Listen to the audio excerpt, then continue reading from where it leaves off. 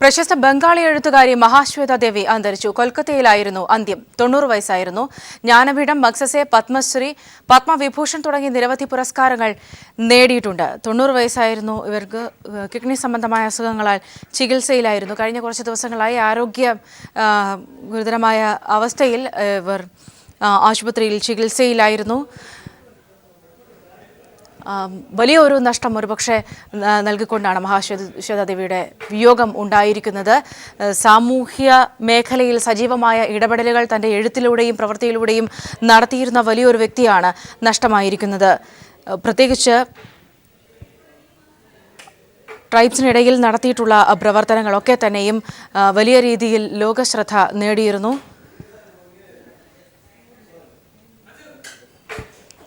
അല്പം മുമ്പായിരുന്നു പ്രശസ്ത ബംഗാളി എഴുത്തുകാരിയായ മഹാശ്വേത ദേവിയുടെ അന്ത്യം. കൊൽക്കത്തയിലായിരുന്നു അന്ത്യം. 90 വയസ്സായിരുന്നു. ജ്ഞാനപീഠം, മഗ്സസെ, പത്മശ്രീ, പത്മവിഭൂഷൺ തുടങ്ങി നിരവധി പുരസ്കാരങ്ങൾ ഇവർ നേടിയിട്ടുണ്ട്.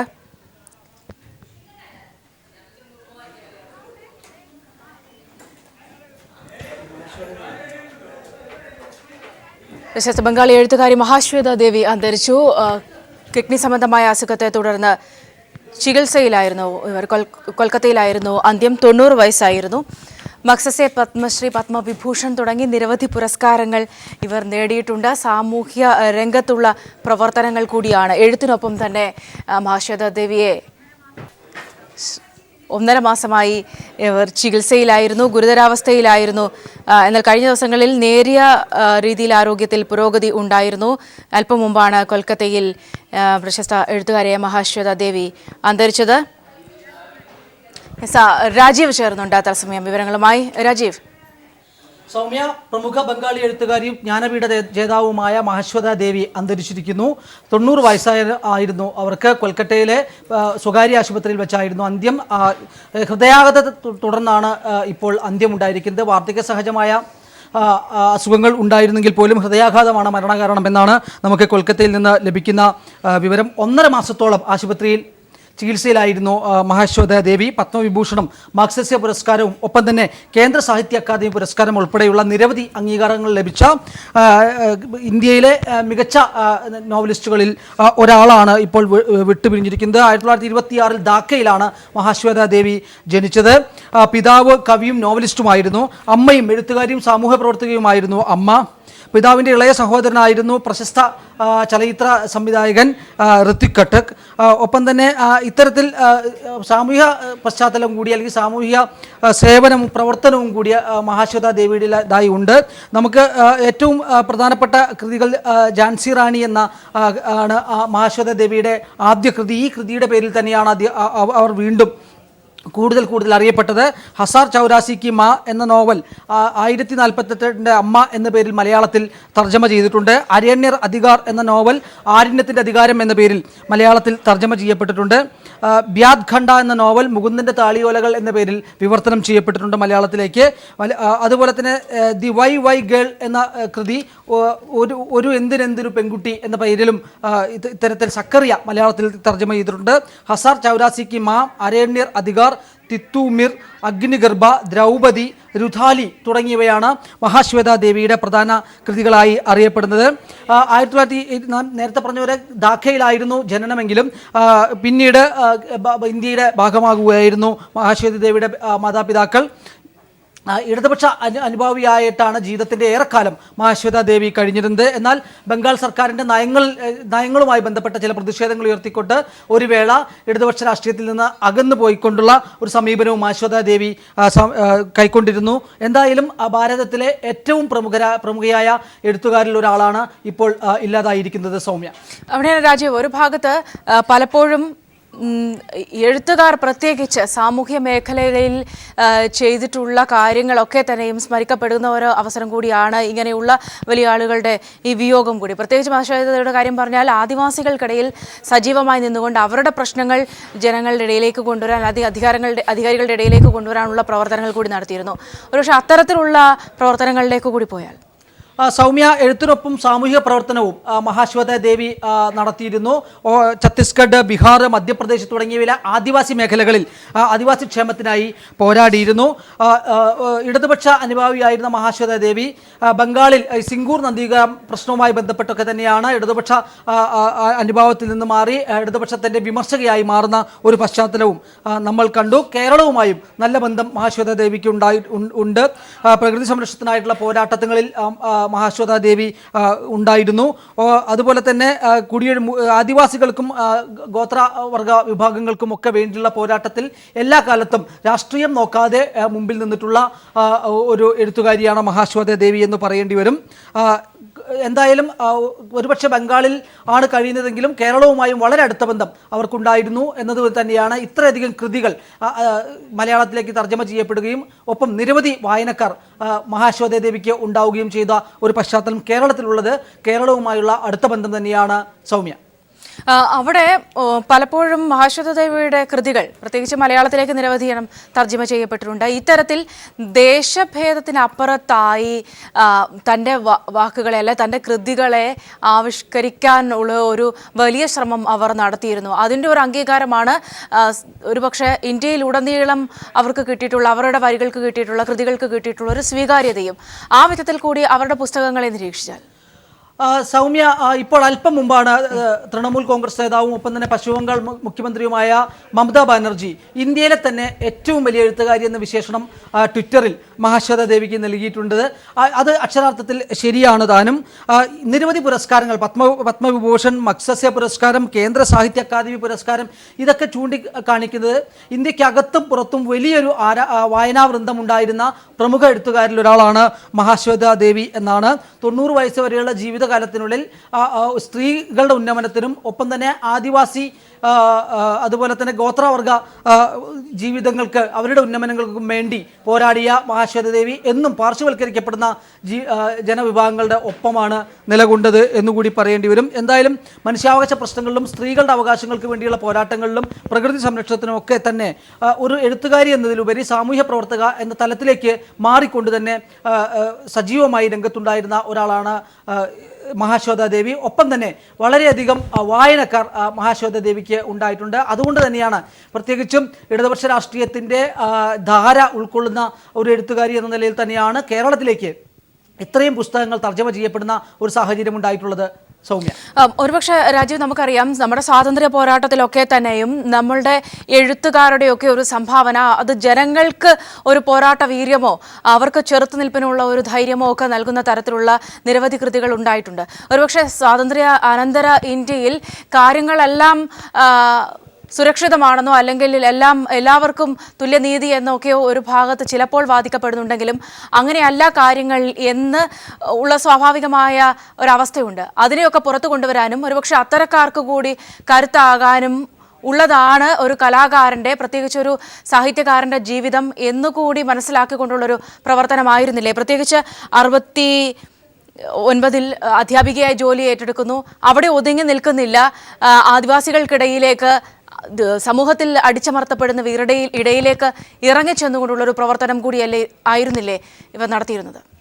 സൗമ്യ, ബംഗ്ലാദേശിലെ ധാക്കയിലായിരുന്നു മഹാശ്വേത ദേവിയുടെ സ്കൂൾ വിദ്യാഭ്യാസം. അതിനുശേഷം സ്വാതന്ത്ര്യാനന്തരം വിഭജനത്തിന് ശേഷം ഇങ്ങോട്ട് കൽക്കത്തയിലേക്ക് കുടിയേറി പാർക്കുകയായിരുന്നു അച്ഛനും അമ്മയ്ക്കും ഒപ്പം. അതിനുശേഷം ശാന്തിനികേതനിലെ വിശ്വഭാരതി സർവകലാശാലയിൽ ഇംഗ്ലീഷ് ബിരുദത്തിന് ചേരുകയായിരുന്നു. അക്കാലത്ത് സ്ത്രീകൾ വല്ലാതെ ഇത്തരത്തിൽ പഠനകാര്യങ്ങളിലേക്ക് തിരിയുന്ന ഒരു സാഹചര്യം ആ സാമൂഹ്യ അന്തരീക്ഷത്തിൽ ഉണ്ടായിരുന്നില്ലെങ്കിൽ പോലും മഹാശ്വേത ദേവിക്ക് അച്ഛനും അമ്മയിൽ നിന്നും കിട്ടിയ പൈതൃകമാകണം വിദ്യാഭ്യാസം നന്നായി ലഭിച്ചിരുന്നു. കൽക്കട്ട സർവകലാശാലയിൽ നിന്ന് MA പൂർത്തിയാക്കി. പ്രശസ്ത നാടകകൃത്തും ഇപ്റ്റയിലെ സ്ഥാപകരിൽ ഒരാളുമായ ബിജോൺ ഭട്ടാചാര്യയെ വിവാഹം കഴിച്ചു. മകൻ നബാരുൺ ഭട്ടാചാര്യ അറിയപ്പെടുന്ന നോവലിസ്റ്റാണ്. 1964 ആദ്യമായി അധ്യാപികയായി ജോലിക്ക് ചേരുന്നത്. ബിജോയ്ഗർ കോളേജിലാണ് മഹാശ്വേത ദേവി അധ്യാപികയായി ജോലിക്ക് ചേർന്നത്. ഒപ്പം സാഹിത്യരചനയും പത്രപ്രവർത്തനവും ഒപ്പം ഉണ്ടായിരുന്നു. ബംഗാളിലെ ആദിവാസികളും ദളിതരും സ്ത്രീകളും നേരിട്ടുകൊണ്ടിരുന്ന ക്രൂരതയും അടിച്ചമർത്തലുകളും മനുഷ്യാവകാശ ലംഘനങ്ങളും അവർ തൻ്റെ രചനകൾക്ക് പ്രമേയമാക്കി എന്നുള്ളതുമാണ് എടുത്തു പറയാവുന്ന കാര്യങ്ങൾ. ഒപ്പം തന്നെ എഴുത്തിലൂടെ മാത്രമല്ല സമൂഹത്തിൻ്റെ മാറ്റത്തിന് സാമൂഹ്യ ജീവി എന്ന നിലയ്ക്ക് പ്രതിരോധങ്ങളും പ്രതിഷേധങ്ങളും തെരുവിലും വേണ്ടിവരുമെന്ന് മനസ്സിലാക്കിയ ഒരു ജീവിതം തന്നെയായിരുന്നു മഹാശ്വേത ദേവി.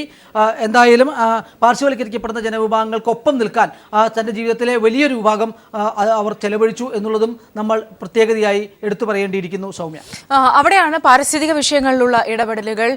നന്ദിഗ്രാം വിഷയത്തിലൊക്കെ തന്നെയും നേരത്തെ രാജീവ് സൂചിപ്പിച്ചതുപോലെ തന്നെ ഇടതുപക്ഷത്തിനൊപ്പം നിൽക്കുകയും എന്നാൽ ഇത്തരം വിഷയങ്ങൾ വരുമ്പോൾ അവിടെ മറ്റു ചില നിലപാടുകൾ ഒരുപക്ഷെ ജനങ്ങളുടെ ഒപ്പം നിന്നുകൊണ്ട് ചില നിലപാടുകൾ സ്വീകരിക്കുകയും ആ വിധത്തിൽ ഒരേ സമയം തന്നെ ഇത്തരത്തിലുള്ള ചിന്തകൾ കൈകാര്യം ചെയ്തുകൊണ്ട് തന്നെ ജനങ്ങൾക്കിടയിലേക്ക് ഇറങ്ങി പ്രവർത്തിക്കാനുള്ള ഒരു ശ്രമമൊക്കെ നടത്തിയിട്ടുള്ള ഒരുപക്ഷെ അത്തരം വ്യത്യസ്തമായ പോരാട്ട തലങ്ങളിലൂടെ കടന്നു പോയിട്ടുണ്ട് എന്നുകൂടി കരുതേണ്ട അവരുടെ പ്രവർത്തനങ്ങൾ. സൗമ്യ, ബംഗാളിൻ്റെ ഇടതുപക്ഷ രാഷ്ട്രീയ ചരിത്രത്തോടൊപ്പം നടന്ന ഒരു എഴുത്തുകാരിയാണ് മഹാശ്വേത ദേവി. മഹാശ്വേത ദേവിയുടെ എഴുത്തിൽ ഇത്തരത്തിൽ പാർശ്വവൽക്കരിക്കപ്പെടുന്ന ജനങ്ങൾക്ക് വേണ്ടി കമ്മ്യൂണിസ്റ്റ് പ്രസ്ഥാനങ്ങളും പുരോഗമന പ്രസ്ഥാനങ്ങളും പോരാടുന്നതിൻ്റെ നേർചിത്രങ്ങളൊക്കെ തന്നെ വരച്ചു കാണിച്ചിട്ടുണ്ട്. പക്ഷേ നേരത്തെ പറഞ്ഞ പോലെ നന്ദിഗ്രാം സിംഗൂർ പ്രശ്നങ്ങളിൽ ബംഗാൾ സർക്കാർ എടുത്ത നിലപാടിൽ പ്രതിഷേധിച്ച് ഇടതുപക്ഷത്തിൽ നിന്ന് ഒരുപക്ഷെ പ്രതിപക്ഷ ശബ്ദമായി വിമർശനം ഉയർത്തിക്കൊണ്ടാണ് ഈ ധാരയിൽ നിന്ന് അകലുന്നത്. എങ്കിൽ പോലും എല്ലാ കാലത്തും പാർശ്വവൽക്കരിക്കപ്പെടുന്ന ജനവിഭാഗങ്ങൾക്ക് വേണ്ടിയിട്ടുള്ള പോരാട്ടത്തിൽ മഹാശ്വേത ദേവി ഒപ്പം ഉണ്ടായിരുന്നു എന്ന് തന്നെയാണ് ഇന്ത്യൻ കമ്മ്യൂണിസ്റ്റ് പ്രസ്ഥാനത്തിൻ്റെ അത്തരത്തിലുള്ള സമരങ്ങളിലും അതിലൊക്കെ തന്നെ ആശയപരമായി ഒക്കെ ചെറിയ സംഭാവനകൾ നൽകിയ എഴുത്തുകാരിയാണ് മഹാശ്വേത ദേവി എന്ന് പറയേണ്ടി വരും. ഈ സംഭാവനകൾ വിലമതിക്കുന്നത് തന്നെയാണ്. ഒരു വേള ഇടതുപക്ഷ പ്രസ്ഥാനങ്ങളിൽ നിന്ന് അകന്ന് അവസാന കാലഘട്ടത്തിൽ പ്രവർത്തിച്ചുവെങ്കിൽ പോലും മുഖ്യധാര പുരോഗമന പ്രസ്ഥാനങ്ങൾക്ക് ആശയ ശക്തി നൽകുന്നതിന് വേണ്ടിയുള്ള എഴുത്തുകൾ മഹാശ്വേത ദേവിയിൽ നിന്ന് ഉണ്ടായിട്ടുണ്ട്. പ്രത്യേകിച്ചും സ്ത്രീകൾക്കും പാർശ്വവൽക്കരിക്കപ്പെട്ട ജനവിഭാഗങ്ങൾക്കും വേണ്ടിയുള്ള പോരാട്ടങ്ങളിൽ മഹാശ്വേത ദേവി എന്നും മുന്നിലുണ്ടായിരുന്നു. പരിസ്ഥിതി സംരക്ഷണം സംബന്ധിച്ച പോരാട്ടങ്ങളിലും കേരളത്തിലെ ഭൂമി കുടിയൊഴിപ്പിക്കൽ പ്രശ്നങ്ങളിലും ഒക്കെ തന്നെ സജീവമായി ഇടപെട്ടുകൊണ്ട് തന്നെ അവസാന കാലം വരെ സജീവമായി ഒരു എഴുത്തുകാരി എന്നതിനപ്പുറം ഒരു രാഷ്ട്രീയ പ്രവർത്തക അല്ലെങ്കിൽ സാമൂഹ്യ പ്രവർത്തക എന്ന നിലയിലേക്ക് മാറി ഇരുന്ന ഒരു വ്യക്തിത്വമാണ് മഹാശ്വേത ദേവി. സൗമ്യ, അവിടെ പലപ്പോഴും ഇവരുടെ കൃതികൾ എല്ലാം തന്നെയും കൂടുതലും പ്രധാന കൃതികൾ എടുത്ത് പരിശോധിച്ചാൽ അതിൽ പ്രധാനമായും പശ്ചിമ ബംഗാളിലെ അടിച്ചമർത്തപ്പെട്ട സ്ത്രീകൾ, പ്രത്യേകിച്ച് ആദിവാസി മേഖലകളിലുള്ള സ്ത്രീകളുടെ ഒക്കെ തന്നെയും അവരെ കേന്ദ്ര കഥാപാത്രങ്ങളാക്കിക്കൊണ്ടുള്ള പുസ്തകങ്ങൾ കൂടിയായിരുന്നു. അങ്ങനെ ഈ വിഷയങ്ങൾ ഒരുപക്ഷെ ഇത്തരം അടിച്ചമർത്തപ്പെടുന്നവരുടെ വിഷയങ്ങൾ ലോകത്തിന് മുന്നിലേക്ക് എത്തിക്കുക. നേരത്തെ സൂചിപ്പിച്ച പോലെ പല കഥകളും സിനിമയായിട്ടുണ്ട്. അത്തരത്തിലുള്ള സാഹചര്യങ്ങളിലേക്ക് കൂടി കാര്യങ്ങൾ ഒരുപക്ഷെ പുറം ലോകത്തിലേക്ക് കൂടി ഒരു ചർച്ചയിലേക്കൊക്കെ കൊണ്ടുവരുന്നതിന് കൂടി ശ്രമിച്ചിട്ടില്ലേ? സൗമ്യ, മഹാശ്വേത ദേവിയെ ഏറെ സ്വാധീനിച്ചിട്ടുള്ള ഒരു ഘടകം ബംഗാളിൽ സ്വാതന്ത്ര്യാനന്തര ബംഗാളിലുണ്ടായ പ്രതിസന്ധികൾ, അത് ആദിവാസികൾക്ക്, ദളിതർക്ക്, സ്ത്രീകൾക്ക് ഇവർ നേരിട്ടിരുന്ന പ്രതിസന്ധികളായിരുന്നു. ആ പ്രതിസന്ധികൾക്കെതിരെയുള്ള പോരാട്ടമായിരുന്നു ബംഗാളിലെ കമ്മ്യൂണിസ്റ്റ് പ്രസ്ഥാനത്തിൻ്റെ വളർച്ചയും എന്ന് നമ്മൾ പറയേണ്ടി വരും. അത്തരത്തിൽ ഉള്ള ഈ വളർച്ച കമ്മ്യൂണിസ്റ്റ് പ്രസ്ഥാനങ്ങളുടെയും പുരോഗമന പ്രസ്ഥാനങ്ങളുടെയും വളർച്ചയ്ക്കൊപ്പം നിന്നുകൊണ്ട് രചനകൾ കൊണ്ട് ആ മൂവ്മെൻറ്റിനെ സപ്പോർട്ട് ചെയ്തിട്ടുള്ള വ്യക്തിത്വമാണ് മഹാശ്വേത ദേവി. അതോടൊപ്പം തന്നെ അവരുടെ പ്രമേയങ്ങൾ ഭൂരിഭാഗവും കോൺസെൻട്രേറ്റ് ചെയ്യുന്നത് ഈ ബംഗാളിലെ സ്ത്രീകൾ, ദളിതർ, അതുപോലെ തന്നെ ആദിവാസികൾ ഇവർക്കെതിരെയുള്ള ക്രൂരമായ അടിച്ചമർത്തലുകളും മനുഷ്യാവകാശ ലംഘനങ്ങളും ഒക്കെ ചൂണ്ടിക്കാണിച്ചുകൊണ്ടുള്ള രചനകൾ തന്നെയായിരുന്നു ഭൂരിഭാഗവും അവർ കൈകാര്യം ചെയ്തിരുന്നത് എന്നതുകൂടി പറയേണ്ടി വരും. ബംഗാളിൻ്റെ പുരോഗമന പ്രസ്ഥാനങ്ങൾക്കൊപ്പം ഏറെക്കാലം ഒപ്പം നടന്ന വ്യക്തിത്വമായിരുന്നു മഹാശ്വേത ദേവി. സൗമ്യ, സന്തോഷ് കൂടി നമ്മോടൊപ്പം ചേർന്നുണ്ട് ഡൽഹിയിൽ നിന്നും വിവരങ്ങളുമായി. സന്തോഷ്, ഒരുപക്ഷെ ദേശീയ തലത്തിലൊക്കെ അവരുടെ ഒരു പ്രാധാന്യം ഇങ്ങനെയൊരു വിയോഗം കൂടി ഉണ്ടാകുന്ന സാഹചര്യത്തിൽ ചർച്ച ചെയ്യപ്പെടുന്നത് ഏത് വിധത്തിലാകും? പ്രത്യേകിച്ച് പശ്ചിമ ബംഗാളിനെ കേന്ദ്രീകരിച്ചുകൊണ്ടാണ് എങ്കിൽ കൂടിയും പൊതുവായി സമൂഹത്തിൽ സാധാരണക്കാർ അനുഭവിക്കുന്ന പ്രശ്നങ്ങൾ ഒക്കെ പുറത്തേക്ക് കൊണ്ടുവരാൻ, പുറം ലോകത്തേക്ക് കൊണ്ടുവരാൻ അത് തൻ്റെ വരികളിലൂടെയൊക്കെ തന്നെയും ശ്രമിച്ചിരുന്ന ഒരു വ്യക്തി കൂടിയായിരുന്നു അവർ. ആ ഒരു വിധത്തിലൊക്കെ തന്നെയും എങ്ങനെയായിരിക്കും ഓർമ്മിക്കപ്പെടുന്നത്?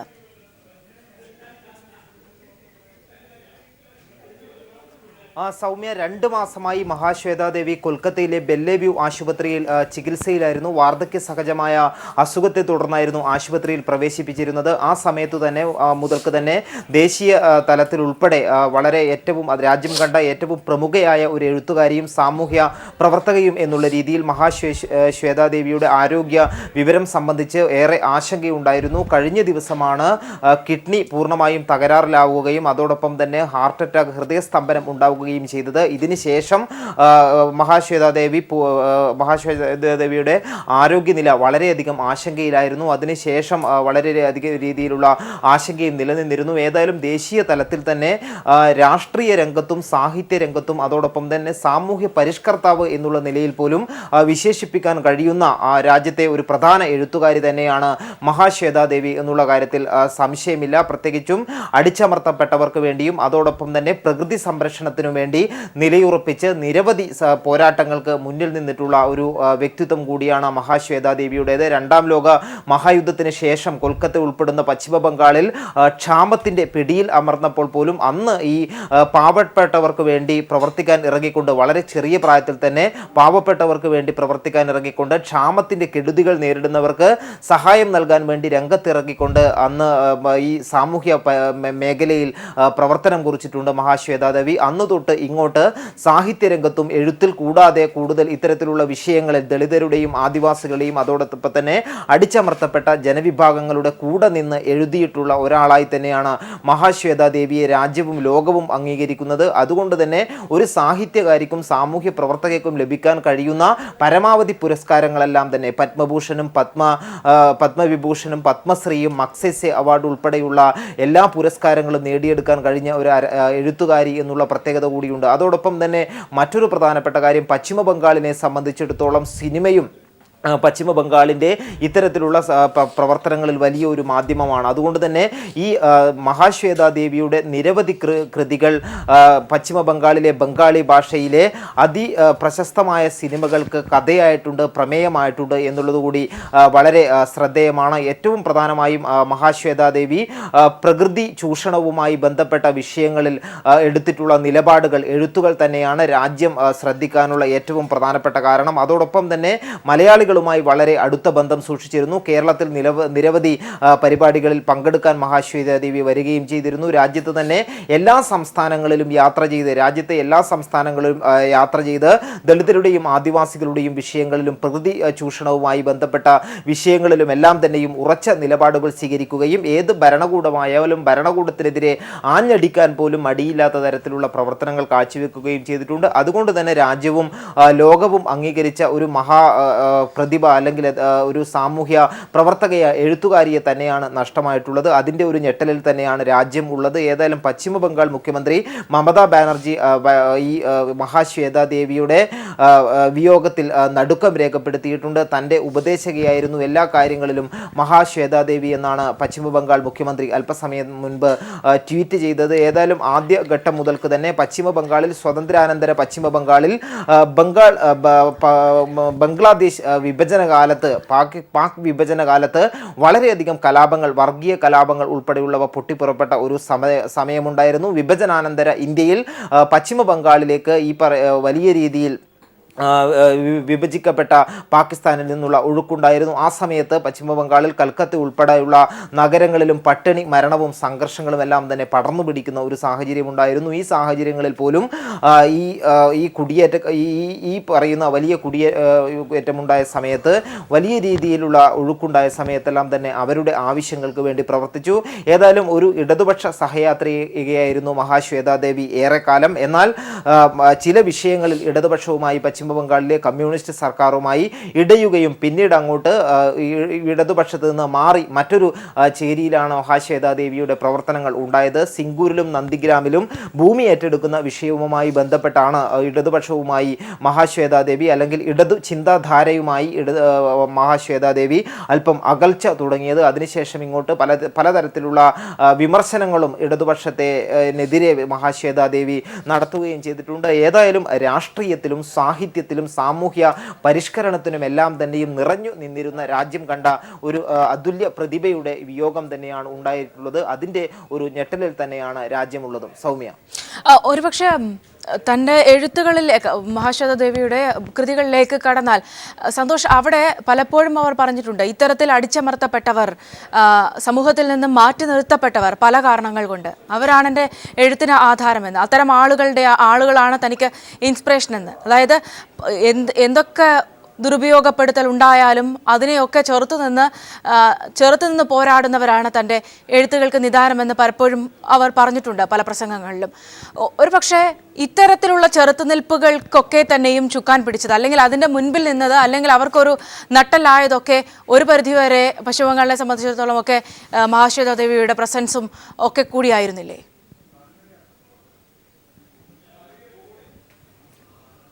സൗമ്യ, തീർച്ചയായും മഹാശ്വേതാ ദേവിയുടെ എഴുത്തുകളിലും അവരുടെ പ്രകൃതിയോടും അതോടൊപ്പം തന്നെ അടിസ്ഥാന വർഗത്തോടുമുള്ള ഒരു കൂറ് പുലർത്തിയിരുന്നു എന്നുള്ളത് തന്നെയാണ് ഏറ്റവും ശ്രദ്ധേയമായ കാര്യം. ആരണ്യർ, അധികാർ ഉൾപ്പെടെയുള്ള പ്രശസ്തമായ കൃതികളിൽ ഇത്തരത്തിലുള്ള സമൂഹത്തിൽ ദുരന്തം അനുഭവിക്കുന്ന അല്ലെങ്കിൽ അടിച്ചമർത്തപ്പെട്ട ആദിവാസി ജനവിഭാഗങ്ങളുടെയും ദളിത് വിഭാഗങ്ങളുടെയും എല്ലാം തന്നെ പ്രശ്നങ്ങളാണ് ഇവ ചൂണ്ടിക്കാട്ടുകയും ചെയ്തിട്ടുള്ളത്. അത്തരത്തിൽ നിരവധി എഴുത്തുകൾ, ഹസാർ ചൗരാഷീർമ ഉൾപ്പെടെ, ജാൻസി റാണി ഉൾപ്പെടെയുള്ള എഴുത്തുകൾ, ആരണ്യ അധികാർ ഉൾപ്പെടെയുള്ള എഴുത്തുകൾ, ഇത്തരത്തിൽ പ്രശസ്തമായ ലോകം മുഴുവൻ വായിച്ച ഇത്തരത്തിലുള്ള നോവലുകളുടെ പ്രധാന പ്രമേയവും അതിൻ്റെ ഉള്ളടക്കവും സമൂഹത്തിലെ ഈ വിഭാഗങ്ങളോട് ഒപ്പം ചേർന്ന് നിൽക്കുന്ന കൃതിയായിരുന്നു എന്നുള്ളത് തന്നെയാണ് പ്രത്യേകത. അതുകൊണ്ട് തന്നെയാണ് മഹാശ്വേതാദേവിക്ക് ഇത്രയും വലിയ ഒരു അംഗീകാരം ഈ സമൂഹത്തിൽ നേടിയെടുക്കാൻ കഴിഞ്ഞതും എന്നുള്ളത് കാര്യവും ശ്രദ്ധേയമാണ്. അത്തരത്തിൽ